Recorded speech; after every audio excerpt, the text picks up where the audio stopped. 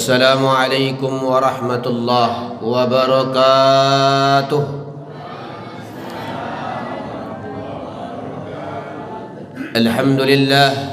Alhamdulillahil malikil malakut wal jabbari jil jabarut, wassalatu wassalamu ala sayyidil wujud al habibil yakut wa ala alihi wa ashabihi wa man tabi'ahum bi ihsan hatta ila ba'dal maut. Subhanaka la ilma lana illa ma 'allamtana innaka antal alimul hakim. Rabbi shrah li sadri wa yassir li amri wahlul 'uqdatam min lisani yafqahu qawli Allahumma a'tina lailatal qadar khairun min alfi syahr wa atina barakata min syahril 'azim min syahril qur'anil karim.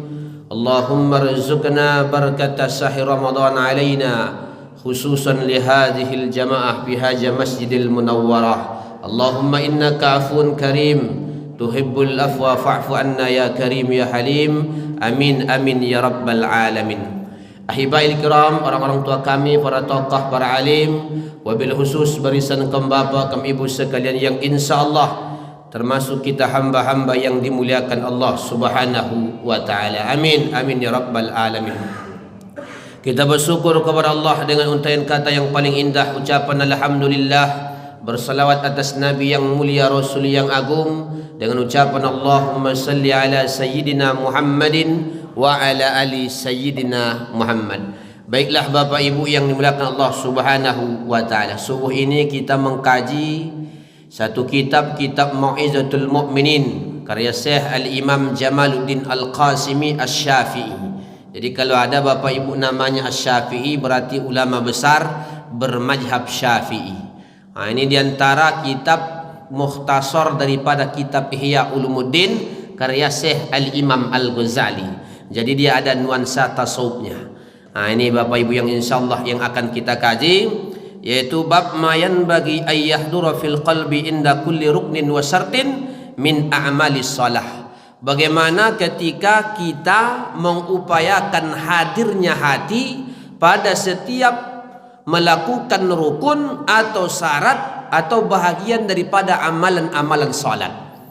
Amalan-amalan salat atau yang sebelum salat. Nah, ini supaya lebih dalam ya makna hakikat kita punya ibadah Bapak Ibu. Nah, pertama kata beliau, ini agak kita bacakan Bapak Ibu supaya dapat barokahnya. Iza sami'tan nida'il muazzin, kalau kau mendengar suara azan, kalau kamu mendengar berkumandang azan, mau dia azan maghrib, subuh, isya, berkumandang azan, fa'ahdir fi qalbika haulan nida', maka kata beliau hadirkan kau punya hati. Hadirkan ketika kita dengar Bapak azan, Allahu Akbar, Allahu Akbar. Kita dengar dia Pak. Nah, kata beliau, fa'ahdir fi qalbik, hadirkan dalam hatimu haulan nida'i yaumal qiyamah.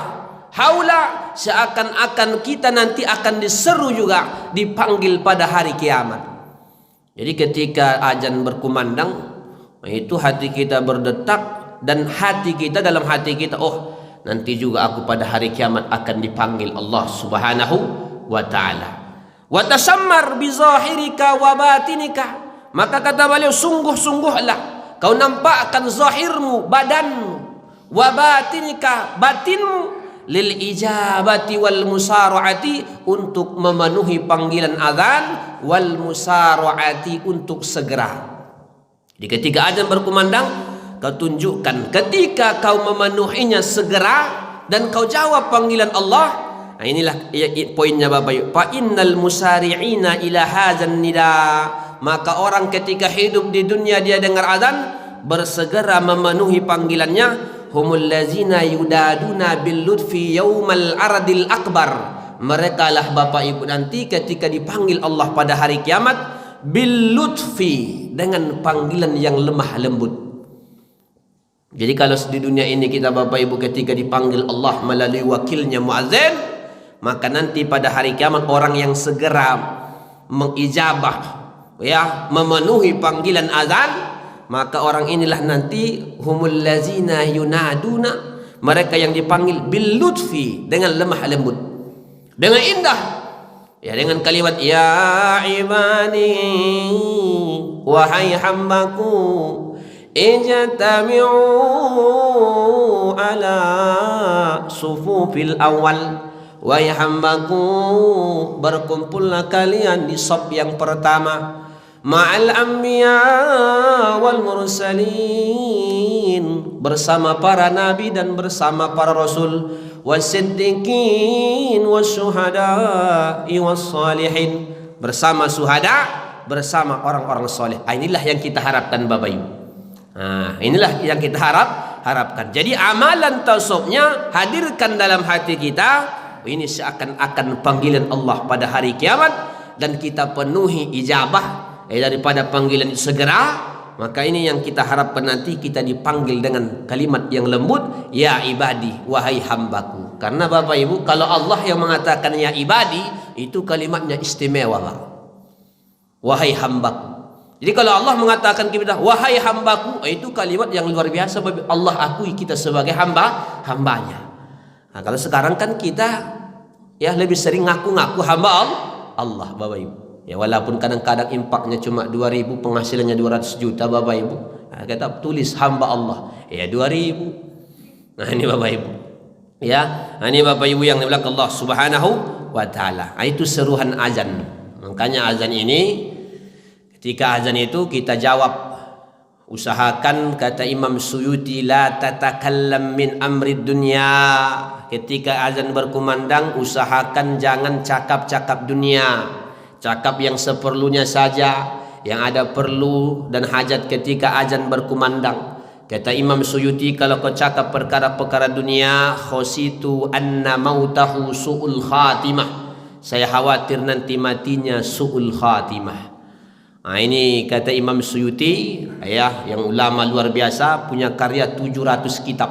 Mulai dari hadis, tafsirnya 2. Ada tafsir Jalalain, walaupun orang Indonesia yang iseng-iseng memplesetkannya, Pak. Tafsir jalan lain, kata dia, Pak. Ada juga orang Indonesia paling paling lancar, Pak, paling lancip mulutnya itu, Pak. Ya, jalan lain, kata dia. Ada dari tafsir Ad-Durrul Maksur fi Tafsiril Ma'sur. Nah, itu tafsir karya Imam As-Suyuti. Hafalan beliau jangan diragukan, hafiztu mi'ata alfa hadis. Saya ini hafal 200.000 hadis. In wajadtu aksara min zalik hafiztuha. Kalau saya dapat lagi daripada itu, pasti saya hafal. Nah, itu karena kecerdasan Al-Imam As-Suyuti. Nah, ini Bapak Ibu yang dimuliakan Allah Subhanahu wa taala. Tapi ternyata Bapak Ibu, azan ini dalam mazhab Syafi'i, ya, tidaklah azan pas solat saja, Pak. Ada yang disunnahkan azan, Bapak Ibu. Ya, makanya Al-Imam Ibnu Hajar Al-Haytami, ulama besar mazhab Syafi'i, punya kitab Tuhfatul Muhtas. Itu sarah daripada kitab karya Imam Nawawi yang bernama Al-Minhaj. Di situ qad yusannu al-azanu fi kharijis shalah. Banyak yang sunnah-sunnah azan di luar salat, Bapak Ibu. Ya, kalau bisa kita amalkan di antaranya. Ya, pertama fil maulud, ketika anak lahir, sunnah kita azankan, Bapak Ibu, khususnya laki-laki, ya. Dan Bapak Ibu enggak mesti suami. Kalau suami luar kota, enggak mesti suami mengajankannya, Bapak Ibu. Kalau ada saudara perempuan yang dia yang mengajankan. Saudaranya atau kakeknya, itu yang mengazankan. Nah, ini kadang-kadang mesti suami, enggak. Jadi kitab itu bisa saudaranya yang mengazankan itu baik, tapi Bapak Ibu tentulah tidak seperti azan di Masjid Al-Munawwarah kuat-kuat, Pak. Enggak. Nah, itu bildut dengan Allahu Akbar, Allahu Akbar. Bukan pula ya azan macam di Medan sana, Pak. Allahu Akbar, Allahu Akbar, begitu. Terkejut anak tu, lemah jantungnya, lewat pula nanti, Pak. Itu. Azankan sebelah kanan, qamatkan sebelah kiri. Nah, ini syukur-syukur suaminya pandai azan, Bapak Ibu. Yang paling parah kalau sempat dia solatnya sekali setahun. Diajankan ya Allahu Akbar, Allahu Akbar, Allahu Akbar. Di situlah Bapak Ibu ketahuan. Aduh, ternyata menyesal aku ini. Ternyata suamiku tak pandai azan. Efek daripada solatnya cuma sekali setahun, Idul Fitri.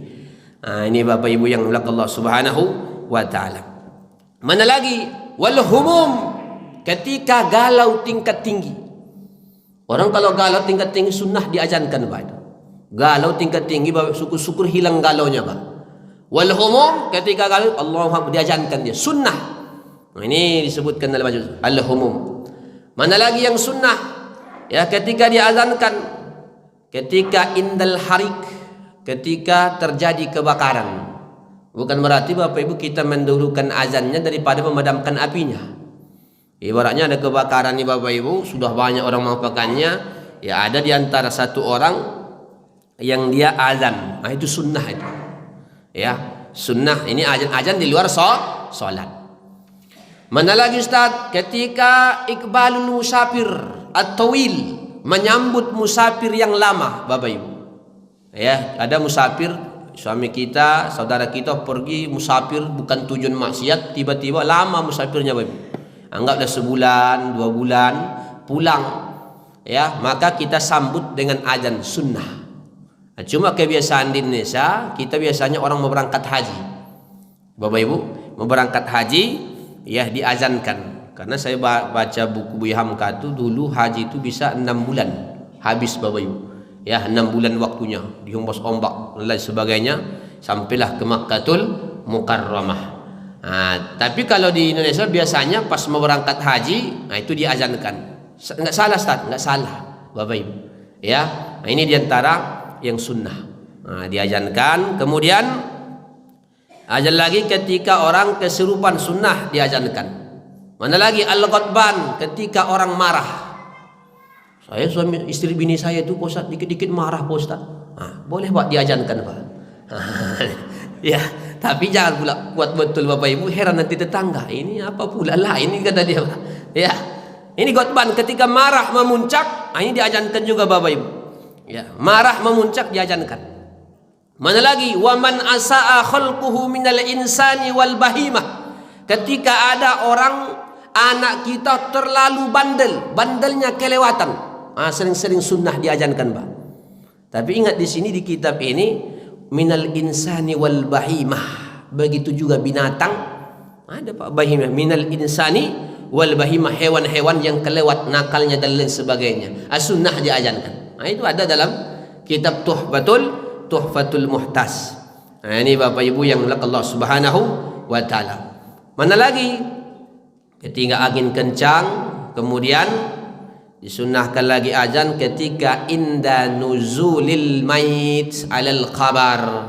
Ketika menurunkan mayat ke dalam kuburan, cuma kata ulama majlis dalilnya kias. Dalilnya kias. Kalau Bapak Ibu silahkan mau amalkan, silahkan. Tapi andai kata ada orang melakukannya, jangan dilarang. Itu ada disebutkan dalam fikih-fikih mazhab Syafi'i, dalilnya kias. Kalau lahirnya saja diazankan, elok juga pas mau mengantarkannya juga diazankan. Jadi itu ada dasarnya Bapak Ibu, dalilnya kias. Ya, para ulama mazhab Syafi'i. Jadi kalau ada Bapak Ibu ingin mengamalkannya, silahkan. Andai kata ada orang melakukannya, jangan dilarang Pak. Ya, masih ada dia analogi dalam memahami ilmu agama. Dalilnya kias. Menurunkan mayat kan biasa itu Bapak Ibu kita azankan Allahu Akbar, Allahu Akbar. Nah, ini Bapak Ibu yang dimuliakan Allah Subhanahu wa taala. Namun orang yang azan ini khusus dalam sholat Bapak Ibu mesti melakukan sunnah-sunnahnya. Pertama mesti berdiri. Sunnah dia berdiri Bapak Ibu. Karena ada oknum sekawan kita dulu, oknumnya ada salah satu masjid Bapak Ibu, ya apanya ini saudara ini akhirnya dipecat dia gara-gara azan dia subuh Bapak Ibu, karena di kamarnya itu mic-nya itu Bapak Ibu, ya maknya di mic-nya itu dia baru bangun masih pakai kaos oblong. Ya ini oknumnya nih, kaos oblong dia, karena ada kasurnya situ Bapak Ibu, dia sambil azan sambil tidur. Azan dia sambil tidur gini. Jadi Pak RT-nya sekaligus pengurus masjidnya nih belum sempat wudhu, dia sudah heran-heran nih, suaranya lain suaranya ini kata dia. Datang dia Pak, bergegas-gegas dibukanya dikit apa tuh, ternyata azan sambil golek-golek. Azan pemalas namanya itu Bapak Ibu. Golek. Udahlah kawan, angkatlah barang dari sini kata dia. Itu paginya tuh ada daerah Sudirman ujung dekat Koki Sunda sana. Ya, ada masjid itu Bapak Ibu. Nah, ini Bapak Ibu yang dimuliakan Allah Subhanahu wa taala. Baru wa ahsana sautan. Jadi dalam al-hajan ini juga Bapak Ibu disunnahkan orang yang bagus suaranya, yang lantang, yang bagus suaranya. Janganlah pula karu-karuan. Kadang kita kasihan juga Bapak Ibu di sebagian masjid-masjid pinggiran dan lain sebagainya, ya, yang sudah barisan top yang azan Bapak Ibu. Bu, tahu top Bu? Tua ompong peot lah ompong Bapak Ibu. Ya, kadang-kadang kalau sudah tua Bapak Ibu, ya, mau disalahkan pun dia payah, Pak. Mau disalahkan pun dia susah. Kadang-kadang lah tabalik Pak. Hayya 'alas shalah, asyhadu anna Muhammadar Rasulullah. Nah, ini. Kita ada di Pari Indah tuh Bapak Ibu, ya, bapak-bapak umur 80 tahun, itu asal kita azan, itu selalu dia bilang bahwa kita dahulukan hayyalal falah dengan hayyalas shalah. Sekali dua kali kita maklum Pak. Tapi sering kali setiap subuh. Ya, saya bilang tuh sebenarnya ya ingatan mana atau saya sama itu. Ya, pentingnya salah. Yang kedua dia ingin kalau hayya 'alas shalah itu jangan pakai hayya 'alas shalah. Hayya 'alas shalat. Nah, itu. Hayya 'alas shalat. Jadi repot Pak kalau sudah berumur, sensitif dia kalau kita tegur ya Pak. Nah, ini Bapak Ibu yang dimiliki Allah Subhanahu wa taala. Kenapa bagus suaranya? Orang enak Bapak Ibu ketika diseru indah suaranya, bagus suaranya, lantang. Tapi kalau tak karu-karun Bapak Ibu, macam mohon maaf, macam habis baterai. Nah, kasihan juga kita Pak. Hayya 'alas shalah.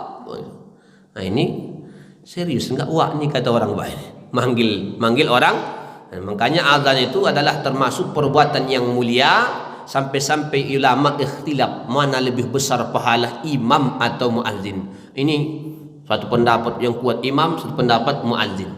Karena dua-duanya sama-sama satu amaliyah yang mulia. Nah, ini Bapak Ibu yang dimuliakan Allah Subhanahu wa taala. Jadi ketika azan itu secara tasawufnya batin kita ini menganggap ini adalah panggilan pada hari kiamat.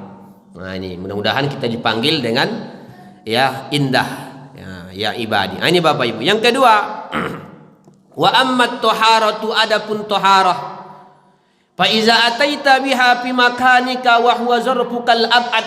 Ketika kita bersuci, dalam hal bersuci, datang kita ke tempat salat kita, usahakan itu suci. Ibadah. Kenapa? Karena kata beliau wa huwa zarfukal abad, karena tempat ibadah salat kita ini adalah wadah kita yang paling jauh. Kata beliau, wadah kita paling jauh. Ketika kita salat Bapak Ibu, maka tempat kita ini kan tidak nempel sama kita, dianggap jauh dari kita, itu pun mesti bersih. Tempat sholat kita mesti bersih. Kenapa? Wadah kita yang paling jauh dari badan kita ini mesti suci pertama. Kemudian ya, summa pisyabika, kemudian pakaianmu. Kenapa pakaian? Karena kata beliau, wahia gilabukal aqrab, karena pakaian ini adalah bungkusmu yang paling dekat. Bapak Ibu, tempat mesti suci, pakaian juga mesti suci. Karena pakaian ini bungkus kita yang paling dekat. Ya, ini dekat dengan badan kita, Pak. Nah, ini juga pakaian bersih. Tempat bersih, pakaian juga mesti bersih. Summa fi bisyratika wahya kisrukal adana, kemudian lagi kulitmu, badanmu. Nah, ini Bapak Ibu, ini juga mesti suci.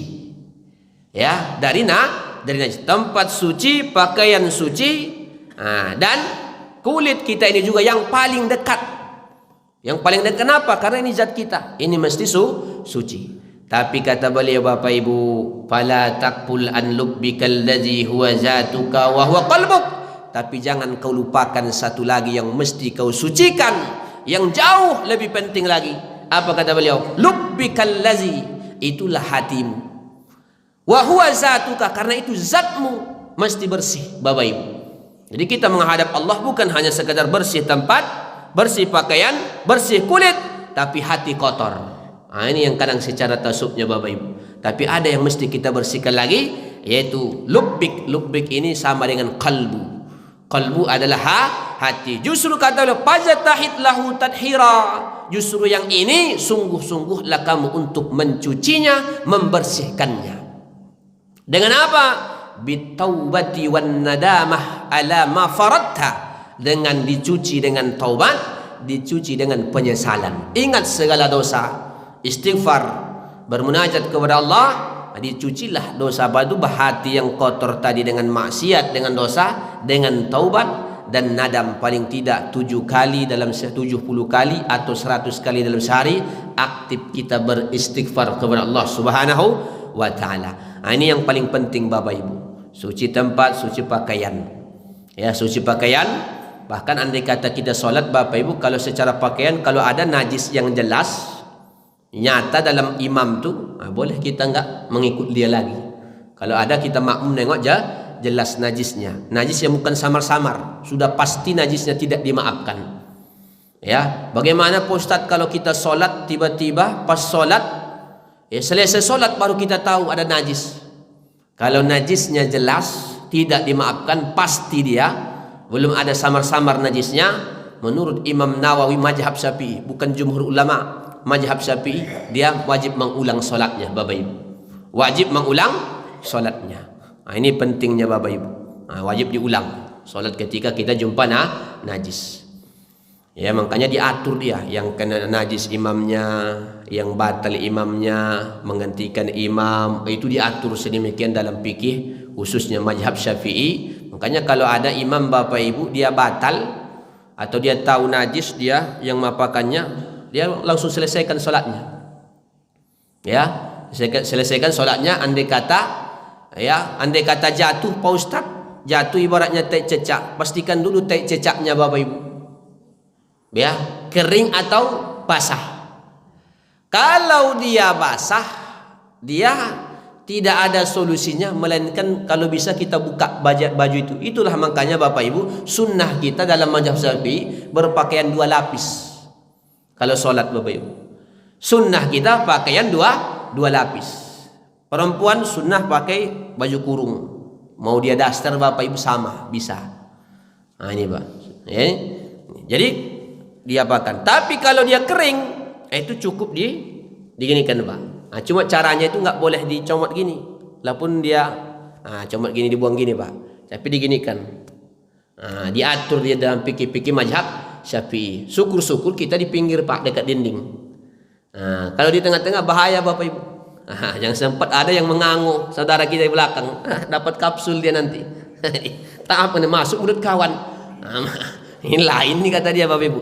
Ini jadi gini kan, tembakkan ke depan boleh, ke dinding gini kan. Kalau dia bersifat kering, ini Bapak Ibu. Makanya imam kalau dia batal di pertengahan solat, dia kasih tahu, dia lantik, dia punya makmum yang di belakangnya, tolong gantikan saya. Itu ada bab istikhlaf, supaya nanti jangan rancu ini jamaah Bapak Ibu. Jadi lantiknya. Maka cuma yang menjadi apanya, herannya yang dilantik ini nggak mau kata dia Pak. Ya, nggak mau dia. Maka boleh imam itu menariknya supaya tahu. Dia kadang-kadang nggak tahu Pak apa ini makmum tariknya. Nggak mau juga. Ya udah, kita makmum itu ketika sudah batal anggap buang angin imamnya, maka kita mufarokoh. Niat mufarokoh, solat sendiri, selesaikan, sempurnakan masing-masing. Ya, tapi kalau bisa digantikan oleh yang di belakang. Itu diatur sedemikian Bapak Ibu dalam ibadah solat. Ini Bapak Ibu yang dimuliakan Allah Subhanahu wa taala. Jadi makanya imam itu nggak boleh dia diam-diam Pak, pergi kabur Pak. Ya, apalagi ada pintunya Bapak Ibu dari sini, pergi dia kabur-kabur. Akhirnya orang masih dalam keadaan sujud, datang satu, Pak Imam kabur kata dia. Datang satu lagi, untung aku diam kata dia, Pak. Batal juga Pak. Ya, untung saya diam, sama-sama batal. Dan menggantikannya pun itu nggak bisa dia dalam keadaan sujud yang di belakang tuh, mesti ketika dalam keadaan berdiri. Ya, dia berdiri dulu baru dia maju. Nggak boleh dia macam tikus masuk gini Pak. Nggak bisa menggantikan imam. Jadi ketika dia bangkit naik, kecuali cuma itu sujud terakhir. Itu yang menggantikannya itu yang di belakang saja. Allahu Akbar, tetap di tempatnya, tidak bisa maju. Jadi baru bisa maju ketika dalam posisi berdiri. Rukuk pun nggak boleh ambil rukuk dia jalan begini. Ketika berdiri baru maju dia menggantikan posisi imam. Lalu makmumnya ini gimana? Yang sebelah sini masuk sini geser, biar yang di ujung kosong. Ini yang di ujung sana yang kosong, digeser pelan-pelan dia, menutup.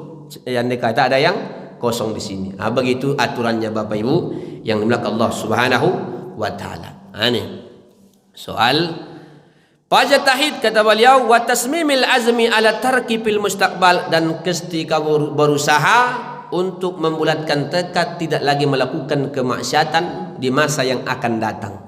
Nah, ini Bapak Ibu yang dimuliakan Allah Subhanahu wa taala. Itu makna suci. Suci tempat, yang paling penting lagi disucikan hati dengan taubat dan penyesalan. Nah, itu makanya kita sering muhasabah itu Bapak Ibu. Nah, itu muhasabah itu diantara metodenya itu. Ya, mengingat segala dosa, beristighfar, bermuhasabah bersama-sama. Nah, itu diantaranya bagus Bapak Ibu yang dimuliakan Allah Subhanahu wa taala. Yang selanjutnya, yang ketiga Bapak Ibu, wa amma satrul aurati fa'lam anna ma'nahu taqtiyatu maqabihi badanika an absaril khalqi. Adapun menutup aurat Bapak Ibu ketika kita melaksanakan salat, itu maknanya adalah menutupi keburukan badan kita dari penglihatan makhluk. Makna kita mengapa kita mesti menutup aurat, satrul aurah, karena menutupi kekurangan kita, andai kata ada aib pada badan kita daripada penglihatan makhluk.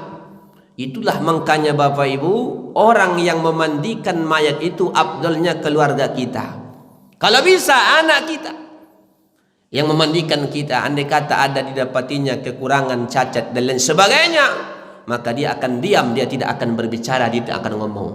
Maka tak dianjurkan orang yang mulutnya ember memandikan mayat, faham? Coba orang kalau mulutnya ember Bapak Ibu, oh syanu. Pas saya mandikan dapati begini. Ah, ini besar dosanya itu Pak. Ya, dalam hadis ini orang yang model begini ketika memandikan mayat enggak amanah, itu besar dosanya. Ya, dia sebarkan kekurangan saudaranya ini. Makanya orang memandikan mayat, ya, usahakan kalau bisa, itulah paling tidak anak kita itu bisa mandikan kita. Nah, ini paling afdal Bapak Ibu. Ya, sangat kita heran ada beberapa oknum kadang-kadang secara dunia sukses, kaya, udah 2 kali kita jumpai Bapak Ibu, ya, tapi nggak mau tangannya bersentuhan ke kulit ayahnya yang sudah terbujur kaku. Padahal ayahnya berharap andai kata dia bisa bicara Bapak Ibu, ya, tangan anaknya itu yang menyentuhnya, yang memandikannya. Tapi ternyata hanya didapati dengan ungkapan yang menyakitkan. Kan dibayar kata dia, Pak. Saya tanya-tanya, bayarannya cuma 150. Berapalah 150? Sementara dia Pak 3 orang anak, 1 perempuan. Perempuan ini bagian dari kesehatan. Yang 1 pengusaha, yang 1 entah pejabat, entah bagian apa di daerah Jakarta, Bapak Ibu. Karena pelat mobilnya aja pelat B, ya, pelat B, kayalah secara dunia, sukses. Tapi di antara 3 anaknya ini, yang laki-laki ini Bapak Ibu, mau anak pertama, ya, anak yang kedua, yang perempuan anak kedua, baru ada lagi di bawahnya anak ketiga, keempat. Yang 3 laki-laki ini 1 pun nggak ikut, ya, mau memandikannya. Padahal kita tinggal mengarahkan saja Bapak Ibu, tinggal mengarahkan. Yang lebih ironis lagi, pas mau disolatkan Bapak Ibu, pas mau disolatkan, jawaban 1 orang dari anaknya itu belum belajar. Jadi imam, berapa susah lah Bapak Ibu 4 takbir, baca Fatihah, sholawat, Allahumma firlahu, Allahumma la tahrimna ajrahu. Cuma itu Pak, Allahumma firlahu warhamhu, Allahu Akbar, Allahu Akbar. Biar kami doanya. Kalau biar kami doanya. Jawabannya simpel saja, belum belajar. Nah, ini kita tidak harapkan Bapak Ibu. Ya, ayah cuma itu lagi satunya. Ayah cuma itu. Ya. Satu lagi, ya, anak satu-satunya. Yang ini orang miskin, anak satu-satunya. Cuma itu anaknya laki-laki, Pak. Ya, bapaknya tinggal sama, meninggal ayahnya. Nah, itu pun jawabannya sama. Baru belum belajar. Kapan lagi Pak belajarnya? Nah, ini kalimat yang kita tidak inginkan. Makanya dalam fikih takrur sadidah, yang paling afdal adalah anak dan berdasarkan urutan warisan. Itu yang paling afdal. Ketika ini semua merasa nggak sanggup, barulah ustadz masjid, imam-imam, alim kampung dan lain sebagainya. Baru itu Bapak Ibu. Nah, tapi yang paling afdal utama anak kita. Nah, ini Bapak Ibu yang dimuliakan Allah Subhanahu wa taala. Kemudian kata beliau, Fa inna zahira badanika mawqi'un linnazri khalqi, karena badanmu ini adalah pusat tatapan penglihatan makhluk. Maka mesti kita itu tertutup. Sementara badan kita ini adalah pusat perhatian orang. Oh Ibu, ya. Maka kita tutup supaya kita tak nampak kekurangannya, aib badan. Tapi ada yang lebih penting di sini lagi kata beliau, fama baluka fi aurati batanik, bagaimana pula engkau ingin menutup aurat batinmu. Aurat batin wa qada'i sararika allati la yadullu ala illa rabbuk, yang aurat batin ini Bapak Ibu kalau orang tidak lihat Pak,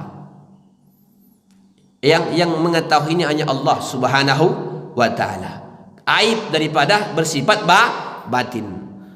Apa dia? Kenapa? Karena fa'ahdir tilkal fadaik, maka kau mesti hadirkan itu aib-aib kekuranganmu.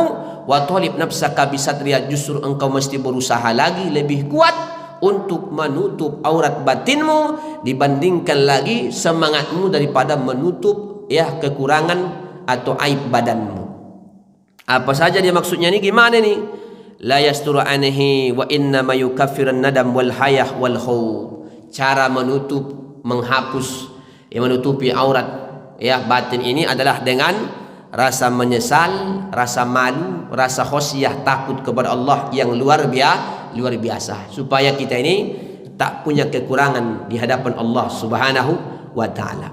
Karena kalau secara aib zahir perilaku kita ini bisa kita tutupi, bisa dilihat orang Bapak Ibu, ya.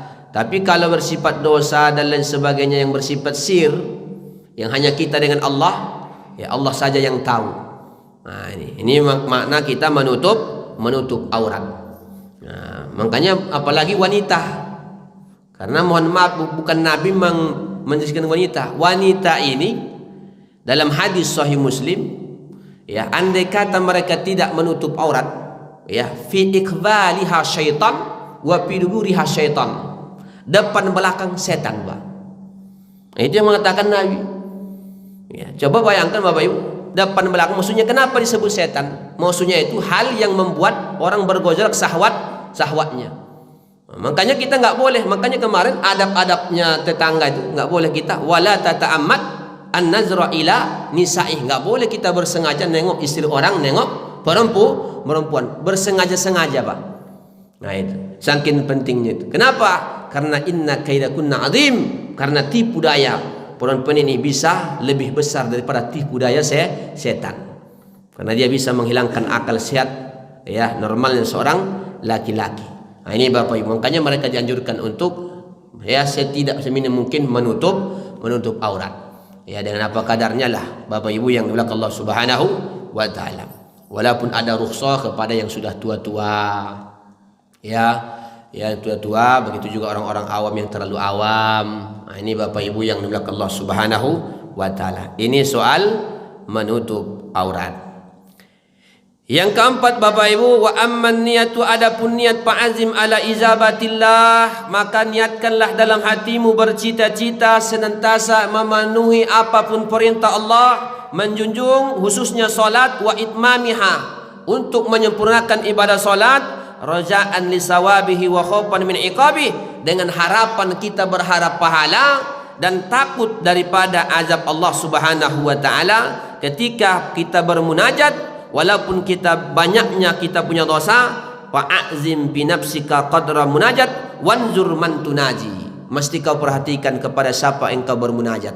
Mesti dalam hatimu, ya, kepada engkau aku bermunajat ya Allah, wa kaifa tunaji, dan kau perhatikan juga bagaimana kamu caranya bermunajat. Mesti kau wa binyanya tunaji, dan yan bagi ayyaraka janbinuka, dan nampak itu sebenarnya orang yang khosyah itu nampak dari ya, kalau dia betul-betul takut kepada Allah, di antara orang soleh itu bisa berkeringat, Pak. Ya, dahinya. Orang soleh itu bisa berkeringat dahinya, dan dia ya bergetar sendi-sendinya, kemudian wayaspar wajhaka minal khauf, bisa nampak dari wajahnya orang-orang yang khosyah, yang takut kepada Allah. Nah, nampak dari wajahnya Bapak Ibu, orang yang khosyah, nampak adem wajahnya orang yang khosyah, penuh takut, harapan kepada Allah. Orang yang dapat Lailatul Qadar, Ustaz, ada nggak nampak itu? Dari wajahnya kata para ulama, wajahnya itu senang kita lihat. Ceria wajahnya itu Bapak Ibu. Nah, itu secara apanya. Nah, tapi kalau ibaratnya ada pohon sujud sama dia dan lain sebagainya, ini enggak ada dalil sahihnya mengapakannya Bapak Ibu. Ya, intinya orang yang dapat Lailatul Qadar itu pertama meningkat amalnya. Yang kedua makin tawaduk Bapak Ibu. Tawaduk dia. Enggak ada istilahnya di mana-mana. Oh, saya tadi malam dapat Lailatul Qadar. Saya tadi malam dapat Lailatul Qadar. Ya, nah itu enggak.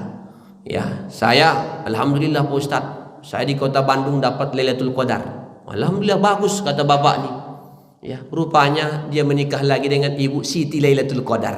Oh, bukan dapat Lailatul Qadar. Nah, itu meningkat ketakwaannya, imannya makin gemar baca Quran, makin tawadhu. Itu indikasi orang yang mendapatkan malam Lailatul Qadar. Kalau dalam hadis paginya itu matahari itu terbit begitu cerah dia, tapi terfokus cahayanya. Ya, tapi tidak begitu panas.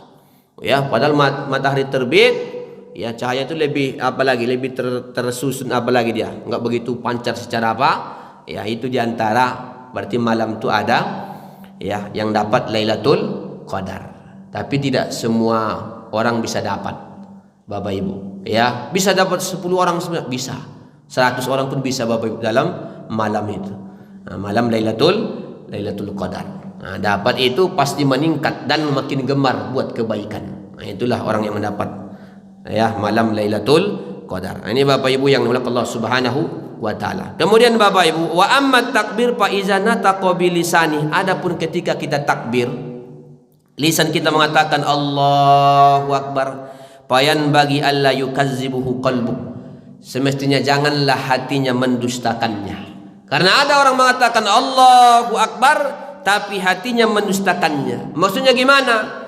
Fa in kana fi qalbika syai'un huwa akbaru minallah. Kalau masih ada di hatimu yang lebih besar daripada Allah, wa kana hawaka aqlab alaika min amrillah, dan hawa nafsunya lebih menang daripada memenuhi perintah Allah, wa atwa'ul laka minka lillah, dan kau patuh kepada hawa nafsumu, maka faqad ittahaztahu ilahaka wa kabbartahu, justru kau telah menjadikannya Tuhan dan kau besarkan dia. Jadi ada orang mulutnya Allahu Akbar tapi hatinya masih membesarkan yang lain. Ya, membesarkan yang lain. Karena dia masih riya, karena dia masih beribadah karena di si fulan bin fulan. Jadi enggak boleh ada sesuatu, kita mesti sesuai antara mulut dengan hati. Kalau mulut mengatakan Allahu Akbar, maka hati juga mesti membesarkan Allah. Nah, karena kadang-kadang ada orang mulutnya Allahu Akbar, tapi dalam hatinya mesti ya membesarkan ada yang lebih besar daripada Allah Subhanahu wa taala. Jadi itu makna ketika takbir itu Bapak Ibu, enggak sembarangan dia Allah. Jadi di situ dilepas Bapak Ibu. Ya, dilepas pangkat dan jabatan dan semuanya. Enggak boleh Allah. Kita ini dianggap justru kadang tazallul, anggap dirimu adalah seorang yang hina. Ketika kau angkat Allah, lepaskan semuanya. Ya, maknanya lepas ini, dibuang ibaratnya gitu. Kata para ulama tasawuf itu dibuang. Semuanya embel-embel apa itu jangan kau anggap orang besar. Kau adalah hina di hadapan Allah Subhanahu wa taala. Makanya salat itu simbol ketawaduan. Menempelkan kepala, bersujud, bermunajat, membuat kita tazallul, lebih hina, menganggap rendah, apalagi di hadapan Allah Subhanahu wa taala. Makanya Allahu Akbar, Allah Maha Besar. Ya, Allah Maha Besar. Itu maknanya. Kalaulah fayakunu qauluka Allah berkalaman bilisanil mujarrad, kalau masih kau besarkan orang ada selain Allah, berarti kamu ini ucapannya hanya ucapan semata. Qad takhallafal qalbu, hatimu telah bertolak belakang dengan ucapanmu. Kalau begitu, maka alangkah rusaknya dirimu, dan tidak ada obatnya melainkan kau bertobat, beristighfar dan husnudzon, dan berterima kasih terus atas nikmat yang Allah berikan kepadamu. Nah, ini Bapak Ibu yang dimuliakan Allah Subhanahu wa taala. Nah, ini kajian batinnya. Dan yang terakhir Bapak Ibu, ya, yang terakhir ketika kita baca tasahud hanifan muslimah. Karena ada ini Bapak Ibu, Allahu akbar kabiran walhamdu inni wajjahtu wajhiya lilladzi fataras samawati wal hanifan muslima. Ketika kita baca hanifan muslima, payan bagi maka semestinya kata beliau ayyah tara bibalika annal muslim huwa alladzi salimal muslimun min lisani wa yadihi, bahwa muslim itu adalah orang yang selamat, ya. Orang yang muslim itu adalah orang yang selamat, ya, lisannya dan tangannya, ya, daripada orang lain. Jadi muslim itu adalah orang lain selamat dari lisannya dan dari tangannya. Ketika kita mengucapkan itu ada terlintas di dalam hati. Nah, ini secara tasawufnya Bapak Ibu. Ketika hanifan muslimah, ketika kita katakan muslimah, muslim itu adalah man salima, orang yang selamat, orang lain selamat dari lidahnya, dari tangannya. Maksudnya apa? Dia tak pernah menyakiti orang lain dengan mulutnya, dengan cakapnya. Nah, ketika dia baca ya hanifan muslimah, nah, itu yang dihadirkan Bapak Ibu ketika kita melaksanakan ibadah sholat. Kalaulah kita lakukan ini, dalam hal ini, maka termasuklah kita orang-orang ya yang punya level khosyahnya, sholatnya dalam keadaan sempurna. Nah, ini makanya tadi hanifan muslimah. Begitu juga ketika mengatakan wajjahtu wajhiya lilladzi fataras samawati wal ard. Makanya Imam Al-Ghazali usahakan juga khusyuk di sini. Wajjahtu wajhiya, aku ini menghadap karenamu ya Allah, aku ini sholat karenamu ya Allah, bukan karena yang lain. Wajjahtu, i'tikadnya dalam hati, wajjahtu wajhiya, supaya amal kita ini semakin lama semakin meningkat, semakin dapat zuknya. Makanya orang yang dapat Lailatul Qadar itu Bapak Ibu, di antara cirinya kata ulama, saya telah baca itu beberapa karya ulama yang membahas orang mendapat itu, dia wajada as-sakinata fi shalah, dia sudah dapatkan ketenangan, zuknya ibadah, manisnya ibadah. Itu orang dapat Lailatul Qadar. Itu di cirinya. Dan beda rasanya Pak dia. Allah, manisnya ibadah sudah tahu dia rasakan tenang. Nah, itu ya ciri-cirinya. Nah, kalau sudah dapat Bapak Ibu alhamdulillah. Nah, tapi enggak usah di umur saya dapat enggak. Nah, itu zuk. Itu hanya rasa. Sudah rasa enak indah abadi ibadah. Rindu cepat, segera cepat. Nah, itu yang kita harapkan Bapak Ibu. Nah, saya menyampaikan aja yang pandai. Kalau rasa belum Bapak Ibu, belum rasanya belum dapat. Ya, makanya orang yang menggemar Lailatul Qadar itu bukan hanya khusus Ramadan 10 terakhir saja. Sebelum Ramadan pun sudah nampak itu bagaimana sikap dia menyambut bulan suci Ramadan. Nah, ini sajalah Bapak Ibu yang kami sampaikan, mudah-mudahan bermanfaat. Enggak ada Bapak Ibu pertanyaan ya.